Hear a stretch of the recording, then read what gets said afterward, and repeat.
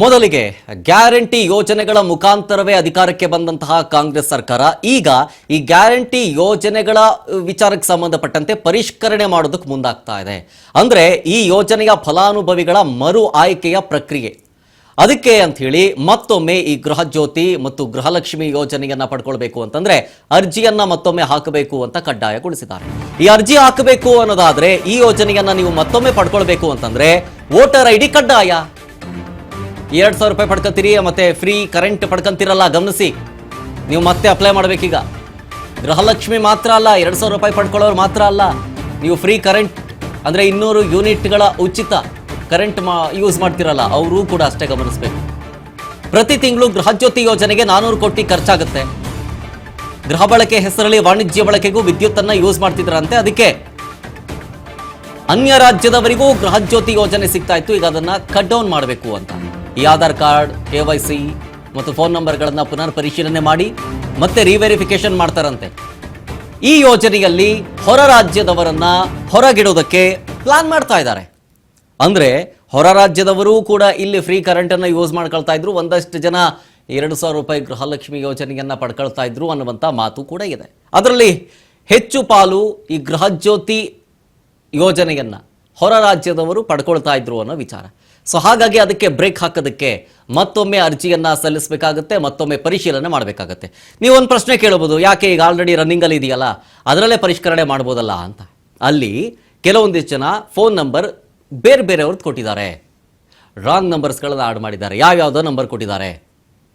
ಹಾಗಾಗಿ ಮತ್ತೆ ಅರ್ಜಿಗೆ ಆಹ್ವಾನಿಸಿದಾಗ ಯಾರ್ಯಾರ ಒಂದು ಅರ್ಜಿ ಬರುತ್ತೋ ಅದನ್ನು ಪರಿಶೀಲನೆ ಮಾಡೋದಕ್ಕೆ ಈಸಿ ಆಗುತ್ತೆ ಅನ್ನುವಂಥ ನಿಟ್ಟಿನಲ್ಲಿ ಸರ್ಕಾರ ಈ ನಿರ್ಧಾರ ತಗೊಂಡಿದೆ ಅಂತ DK ಶಿವಕುಮಾರ್ ಅವರು ಹೇಳಿದ್ದಾರೆ.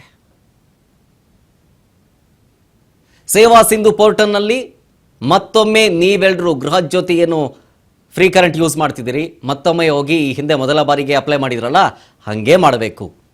ನಿಮ್ಮ ದಾಖಲೆಗಳು ಸರಿಯಾಗಿದ್ದರೆ ಆಧಾರ್ ಕಾರ್ಡ್ ಆಗಿರಲಿ, ಅದಕ್ಕೆ ನಿಮ್ಮ ಫೋನ್ ನಂಬರ್ ಲಿಂಕ್ ಆಗಿರಬೇಕು, KYC ಎಲ್ಲ ಫಿಲಪ್ ಮಾಡಬೇಕು. ಅದಾದ್ಮೇಲೆ ವೋಟರ್ ID ಕಡ್ಡಾಯ.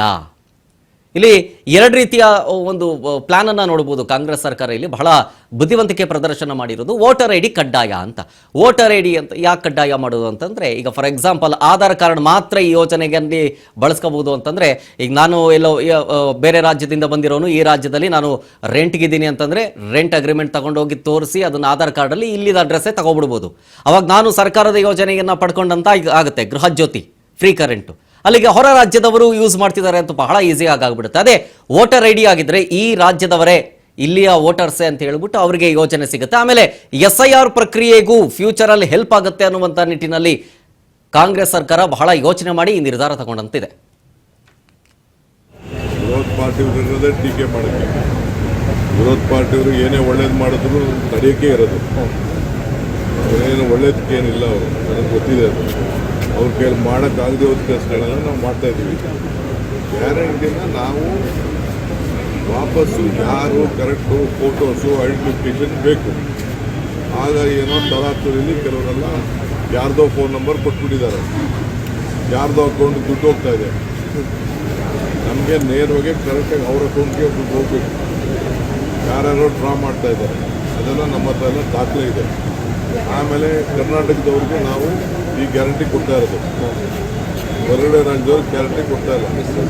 ಬಸ್ಸಲ್ಲಿ ಕರೆಂಟು ಕೂಡ ಕರ್ನಾಟಕ ರಾಜ್ಯದಲ್ಲಿ ಯಾರು ವೋಟ್ ಇದೆ ಅವ್ರು ಕೊಡಬೇಕು.